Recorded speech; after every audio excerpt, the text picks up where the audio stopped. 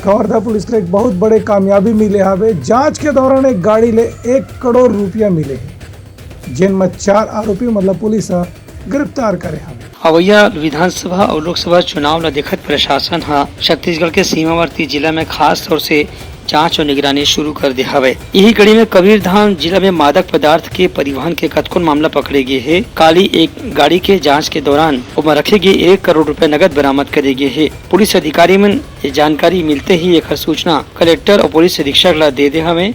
संगे संग जीएसटी के अधिकारी मन घलो मामला के जाँच पड़ताल करत है। ये मामला में पुलिस 4 आरोपी मन गिरफ्तार करे है, जिनके पास एक गाड़ी भी बरामद करे गए है, जिन दिल्ली के पासिंग बताए जाते हैं। एक गाड़ी में नगद रुपया भर के आरोपी मन दिल्ली ले संबलपुर ले जावत रहीन है। तभी कबीरधाम के रास्ता में जांच के दौरान इमन मन पकड़ ले गई। इनमें 2 आरोपी हरियाणा के हैं और 2 आरोपी दिल्ली के रहने वाला हैं। पुलिस पूरा मामला के जाँच करत है। ब्यूरो रिपोर्ट उदलंघा न्यूज।